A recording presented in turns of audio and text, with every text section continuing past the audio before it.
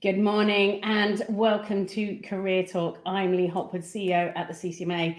And more often than not, I'll invite senior contact centre leaders onto Career Talk so that we can discover their career journeys so far and how they've bounced around the industry to really gather all of that experience. However, I also want to talk to contact centre professionals that are not quite so far in their journeys. So I'm delighted to be joined by Kristian Websdale, who is a Scrum Master at BT. And he also won gold for Training Coaching Manager of the Year at the UK National Contact Centre Awards 2021. Hello and welcome, Kristian. Hi, Ellie. How are you doing? I am well, thank you. I am well. Thank you for joining me this morning. It's a pleasure. And I have to start with, you're a Scrum Master, but in 2021, you won Training Coaching Manager of the Year. Yes. So we are going to explore how that transition has come about. But first of all, you're a Scrum Master. What does that mean? So a Scrum Master helps to use the Scrum framework in any sort of project or product build. So my role as a Scrum Master is to basically do anything I can or anything possible to help a team to perform at the highest level. So I go in, facilitate their meetings, remove any impediments that they may have, and ultimately work closely with the product owners and the team to make sure that we can deliver a higher quality in a faster time. So I want to unpick that a little bit. I'm going to say put it into a language that that makes sense to me. So in essence, you work on projects that help improve the efficiency of a contact center operation. So you will be working on whether it's a technology project or whether it's a process change. You'll be working on things that are really looking to change and improve contact center operations. Yeah, so I actually work within the customer transformation team, and our role is to support all the projects that happen around BT Business or BT Enterprise, as we are known. And we work very, very closely at whether it's not necessarily an IT build or project. We work around just anything that we can to make it easier for our customers to have a much better experience. So that involves a lot of the products that we use, a lot of the products that work internally for like routing or systems, things like that. So we're there to help make things easier for our customers and for the teams that we work with. Fantastic. So that makes total sense. And that means that you are using all of your knowledge from your many years working in the industry to help make those improvements. Yeah, it certainly helps, especially things from linking back to my training days where I was facilitating and I was coaching others. That really comes to life within this role, having facilitated all of our meetings and events, hosting the 2-day sessions where everyone comes together and collaborates and works as one. So that really sort of comes to life, and I can transfer those skills across, which always helps. Fantastic. So you've been in this role for a couple of months. Yes. So normally I start from the start of people's career, and we will go to the start of your career, but I just want to go step backwards with your career. So you've been in the role a couple of months. How did that come about? So it kind of stems back to when the awards happened last year, really. I'd been in L&D for 6 years within BT, been training and delivering a lot of that time, and I'd always been at the end result. So I was always delivering the change or the rollout, making sure that everyone understood what it was, but I'd never really been involved in the background stuff that happened before those changes. Never really been a decision maker or an assistant to anything in that background. So winning that awards really sort of opened my eyes actually to how well I had done within that role, because I'm always one, a lot of people do, we always recommend everything that everyone else does but never really look inwards. So that was a nice bit of reflection, and then that got me thinking as to where I could take those skills and what else was out there to build a new challenge, to kind of reset and go again and see how I do again in the career. So that sort of really started me looking around, seeing what was out there. And then I got to meet some of the team that are currently in that role with the Scrum Master team, and they're absolutely fantastic. So the people were very welcoming, and it just felt like it was the right environment and the right time to make that move. And one of the things that you have said in the when we were chatting earlier was that in winning that award, people came to you looking for help and Mm, support and advice. yeah, it was really quite. It was nice. It was really sort of humbling at the same time, and a nice feeling that people wanted to get advice and assistance from me, not just within BT, but within other companies as well. So to be able to offer advice and help support and help other people grow is just an amazing thing to be able to do. And for that opportunity to come about on the back of that award was just phenomenal. Absolutely. And so your career in training, which I guess is where that desire to help others it also comes from. So with that career in training, let's now go back to the start of your career. So when I look at you your profile on LinkedIn, it says that you were a training partner at Capita. Um, but that's not where it started, is it? Not really, no. I was about 14 years old, and I started volunteering in football coaching. So evenings after school, going down with all different ages, different abilities, going and coaching football, part time of evenings and weekends. It went into going to do disability sports, so I started sort of broadening my horizons and doing training sessions and coaching sessions within disability schools, and it kind of went from there really, where it actually turned into a full time job coming out of school. And when I was about 17, I went full time there, and that pretty much become my life really. And I mean, so you didn't do A levels, and that's all absolutely fine. But you've found other ways to get qualified in what you were doing. Yeah, I mean, don't be wrong, I did attempt A levels, but I think everyone's different, and at that point in time, I didn't really understand how I learned at the time.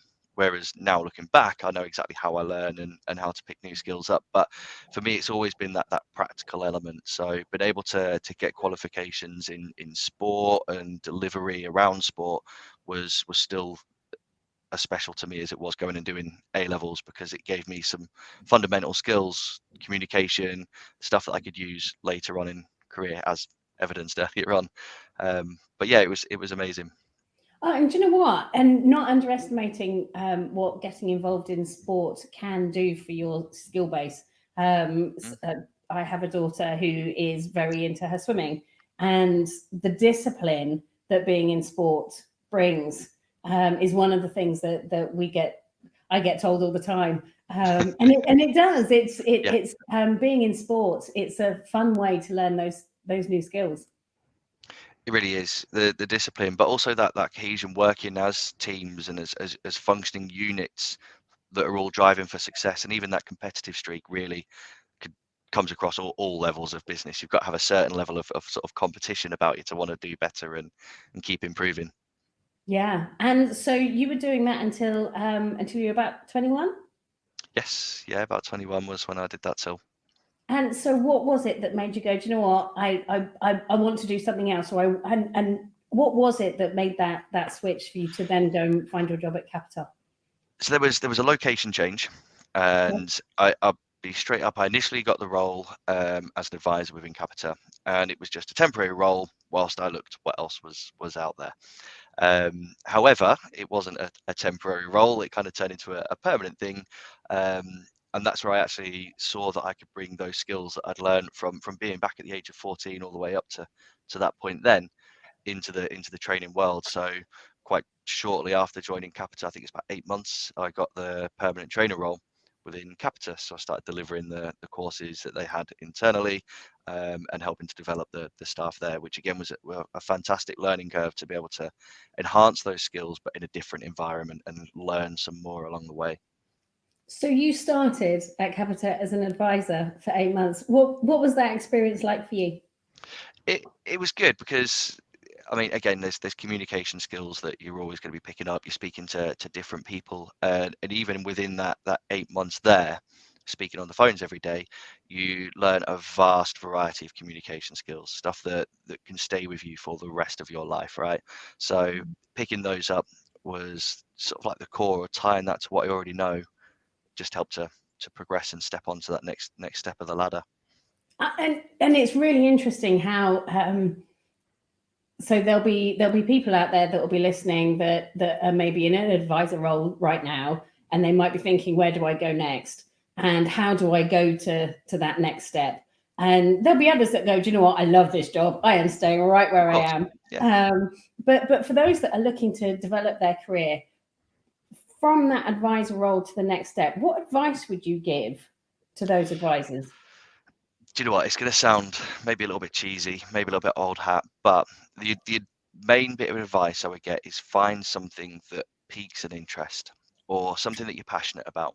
Because if you've got that level of interest or that passion, you're already winning that first part of learning it because you want to learn it. It's not that you have to or you're being forced to. You've got that general want to do better. So definitely think about what it is you're interested in, and then network. Start speaking to people that are in those roles. Start speaking to people that may have been in the roles previously and moved away from them.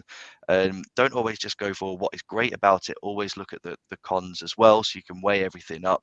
And then just think about what you need to do to develop yourself. Take that accountability of your own learning. Of course, run it by others, but really look at where you can find those skills and how you can get around to doing it. Nice advice. Nice advice. So obviously the learning piece that you're just touching on there is something that you are clearly very passionate about. You've done it since you were 14, is helping Pretty others much, learn. So that opportunity came at Capita to be a training partner. What was that role? What did you do on a daily basis? So we had inductions, so people coming into the business for the first time round. The office I was in was actually in a small town, so it was a lot of sort of a good job opportunity for the local people there to come in.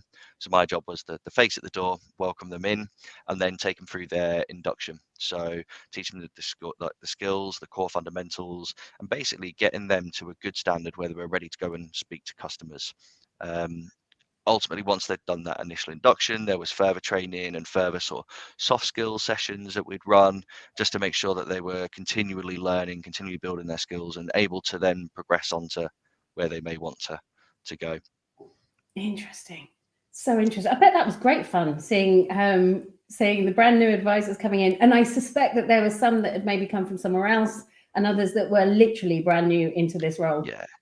There was a mix of experiences, but that's what's great about this environment is you can use those old experiences that you have to help you, but you can also pick up new ones along the way. And if you haven't been in this background, it doesn't matter too much because you can still develop and build a career if that's what you're wanting to do and go in that direction. Nice. So you've been at Capita for, I think, about 3 years. Mm-hmm. And then you moved to BT. How did that opportunity come about? So again, it's not like anything was sort of pre-planned. It was all about in the moment and reacting to certain situations. And they opened up a new site in Accrington, which is near to where I'm based for BT. And a lot of people that I know had gone there because of the opportunities and the scale that BT operates at. It's globally, right? And I sort of held off for a little while. I was a little bit like, don't I apply? What do I do? But again, seeing friends go in there, seeing friends talk about how exciting they were within the opportunities they got and how great it was, that was where I thought, right, I'm gonna apply and we're gonna go there. So I actually applied to go back as an advisor because I wanted to Oh, learn interesting. the role from the ground level with the views of wanting to go back into the training world, and thankfully, fortunate enough, the opportunity did come about, and using that previous experience when I was successful at getting the role as trainer within BT. So you did actually start on the phones at BT. Yeah, You did start there. How long were you doing that for? yeah. About 6 months, I was on the phones. I was in the billing and retention department. So any queries you had for bills, you may have spoke to me in the past. Um, and then I went on to do sort of the sort of general sort of progression. So I started off doing a bit of floor walking and coaching some other newer teams coming in, sharing some of the experiences I'd had from being on the phones, Yeah. and that then developed to go into the L&D world of training, and then again inductions, upskills, business changes was there to help roll out and implement those as we went along. Interesting. So you weren't necessarily a team manager. You were able to support team managers where they had identified that an advisor needed a bit of help, and Yep. you were able to spend some time with those advisors. Yeah, and to work on those particular areas or those knowledge gaps or confidence levels to help bring those up, and then be able to go back into the role themselves and be able to perform at a much better standard than they were before. That's really good. So, so then you got into training, and what are the kind of training courses you mentioned earlier that at Capita you're doing induction training? Is that similar to what you were doing at BT as well? Induction, or were there other things you were doing? Yeah, I mean, as you said before, BT is such a large corporation. So I started off with some of the smaller courses. At the time, we released BT Mobile. So sort of training out what BT Mobile was, how we could obviously position it for our customers and around those products. And then it kind of like it moved with the times. As we know, it's a forever changing environment, and the technology we see these days is rapidly changing. So as a company, we move very fast. So the courses really sort of varied in what I was delivering, from an induction new starter 4-week course, from a 2-day course. But that actually really opened up a lot of doors, because I traveled around a lot of sites, got to meet a lot more people in different departments and areas, and that sort of grew my network as such. And that really helped to go into the leadership side of training, which is where I spent the latter years of my training career, is training the managers and training our senior leaders on mindset and decision-making skills, and how to then influence others within the business to basically better the whole picture, instead of just the initial starting point I was at. And have you been designing and producing those training courses, or are you influencing those training courses in any way? There was a good level of influence that we had. We would provide feedback on the sessions, so we had a full design team, and they were they are still fantastic what they do, to be fair. And they would build the content, they would design it all, and we would then deliver it out. However, what we would do is we would then meet up afterwards, and we would give the feedback on how it went, any ways that we could do it even better moving forwards. Again, there's that continual growth coming through, and then they take that feedback on board and then make those changes and adjustments, so that the next course that we delivered again would have more impact and more effectiveness when we went out to do it.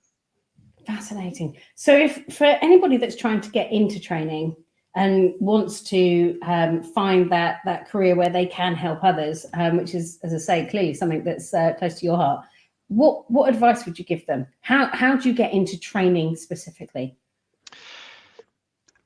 The advice I always give everyone is understand the role that you want to be training out, right? If you understand that role, you're in a much better position. You've got that credibility to be able to influence others more effectively. But with that being said, the key skills is communication, that confidence to stand up in front of a group of people and start talking. So the advice I would get is, any opportunity you get to speak to people, take it. There might be a 15-minute huddle that's happening on the floor that a team leader is gonna deliver. Ask them if you could deliver it, and so then get that feedback on how well you communicated that piece of information. And that feedback is what's going to really help you. Your audience are the ones that tell you how well you're doing at the end of the day, right? So if your audience aren't engaged, what can you do to engage your audience? So listen to that feedback, listen to what they're saying, and think about how you can apply it. That's definitely one of the things that I did right at the early stages, was looking at that feedback, try and implement it, and then look at it again. So there was different iterations, constantly growing, constantly evolving, to the point where you're happy with the end result, and that's where you can then make sure it's delivered properly. Sure, that's a great piece of advice, and I love that practical element of actually, look for those opportunities. They're not necessarily just going to come and knock on the door. You do need to go out and find them, and you never know what door might open. Exactly, because somebody might see you deliver it and go, they did a really good job at that, I want to speak to them. And again, that could be another opportunity completely there. So don't be afraid to put yourself out there. Yeah, and you know what? Sometimes you do have to go out of your comfort zone, and I guess the role that you're in now, being a Scrum Master, that's I guess not too dissimilar to what you've been doing, because you, as you have mentioned, you are doing the training, the rollout as well. But actually, it was taking you out of your comfort zone. Yeah, And that's what's exciting about it, right? Is because when you step out of your comfort zone, there is that element of the fear of the unknown, but it actually makes it even more rewarding when you start understanding things and you're like, actually, I'm getting this now, and I'm getting better, and I'm improving along the way. And that's what it's been. Luckily, I've got a fantastic team around me that are so supportive, been really, really helpful in that journey. But it has been a challenge, and there's nothing Mm. wrong with that, because that's what makes us improve as people and grow our skills. So what's been the biggest challenge in the last couple of months then? I think the biggest challenge was moving from an area of the business that I knew inside out, back to front, no issues, that I could answer any question on it at any point, all the jargon terms and everything like that. Staying within BT, but moving to a completely different sector. So moving from the consumer side into the business enterprise side, where there's whole new jargon terms to pick up and learn, and there's different systems, operating models, and even the small things like different contacts. If I needed help with something, I knew exactly who to message before, whereas now I didn't. But again, that's the beauty of it, is that I'm still starting again, and I'm in a completely different role, but I'm in the same company, and just transferring a lot of the stuff across. So it's been fantastic, and it's really exciting to see where the next year, 2 years ends up and where it goes. And that's one of the things I love about our industry is, especially when you're in an organisation the size of BT, and not everybody's going to be in a huge organisation, but when you are in those large organisations, the opportunity to move around, and it's not just necessarily within your functional area, or even more granular than that. It's the fact that there are opportunities to get right across somewhere else. Yeah, it is, and that's that. Like I said, that's a great thing of working for a big corporate company. But at the same time, if you are in a small company, there is nothing you can't challenge what's already there, and potentially create a role that, if it's going to do good for the company, it's going to grow the business, and it's going to increase revenue or customer satisfaction. Don't be afraid to call it out, and push that way. That's a good, really good piece of advice. And in creating a new role, one of the things that I've always talked about is doing something that you love. If you love what you're doing, I often say, if you love what you're doing, then you never work Yeah. again. I love what I do, so I don't feel that I ever work.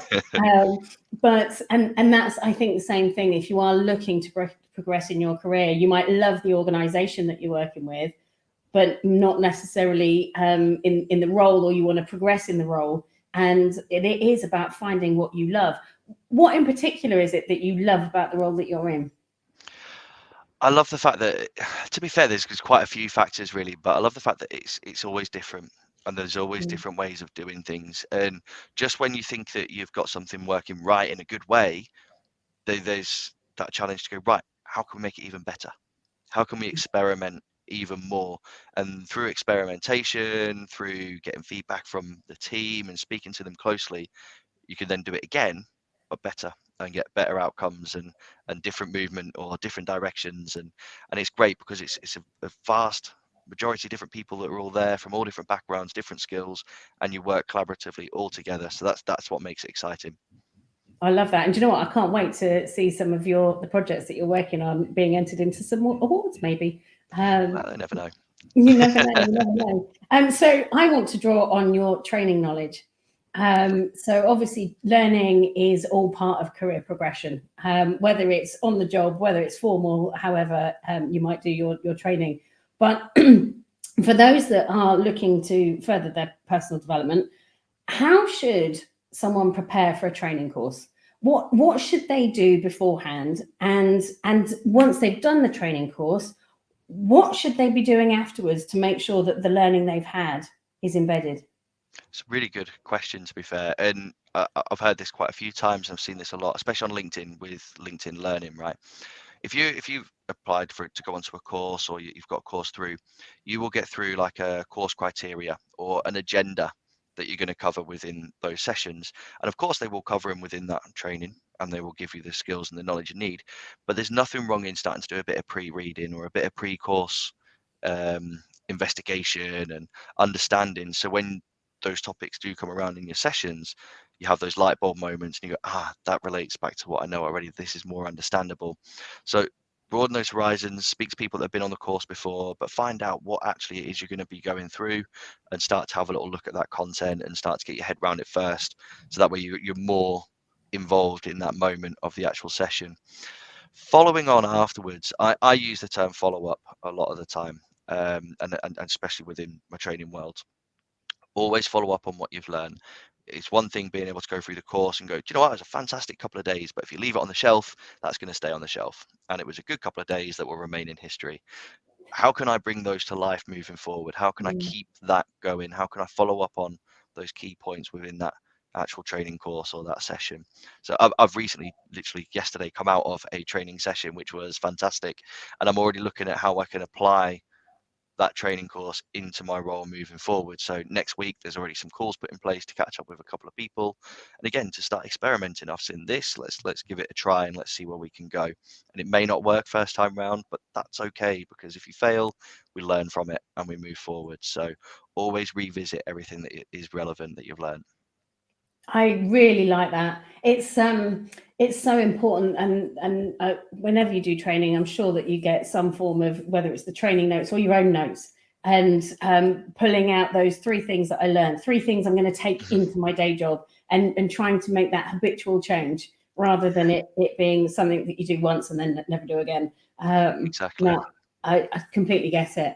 So I'm going to ask you some questions now, a little bit more about your journey. So who has inspired you on your journey?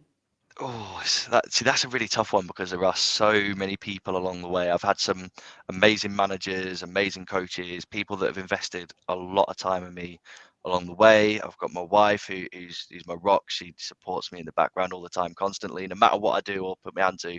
And my family as well. The family are absolutely fantastic, always been supportive. They will question some of the decisions I've made and be like, are you sure that's the right one? But once I've made my decisions, they're there behind me. So there's been a lot of inspirations along the way, and it's a big thank you to everyone, really. I know it's so hard to be able to put it down to one person that inspires me, because there's so many people from so many different walks of life. It's so important that, I think, if you've got the family around you, and if you've got a partner that is really supportive, that can really help you fly. Yeah. And I appreciate that not everybody has a partner, and they're out in the world and flying high anyway. But it is Exactly. good Yeah. if you've got someone behind you supporting you. I think that's really important. Definitely. What's your favourite work memory? Oh, blimey! Again, that's put me on the spot. There is a lot. Winning the award for training coaching manager of the year has to be up there with some of the highest ones.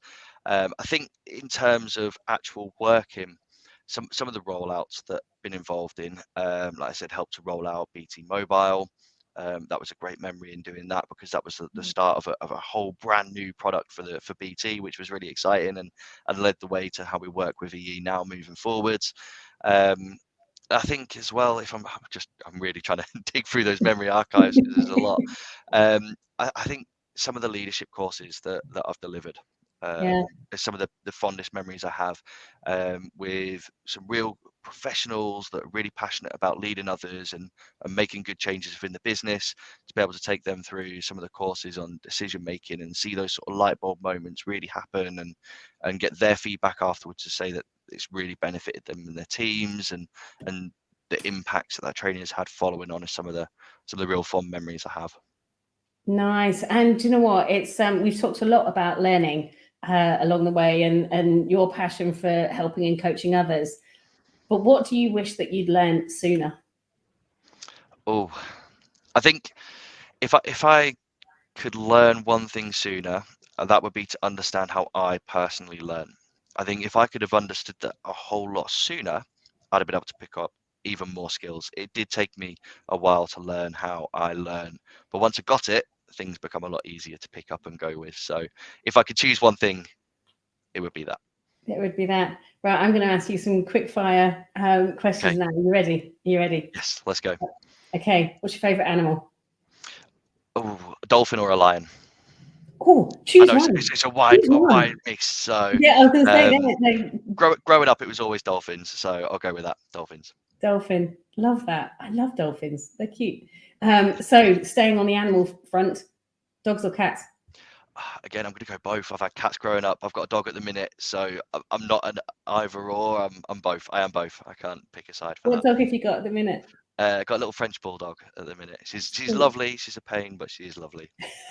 I have to say, I'm quite pleased that my dog hasn't joined us today, because occasionally he does join me when I'm doing live stuff.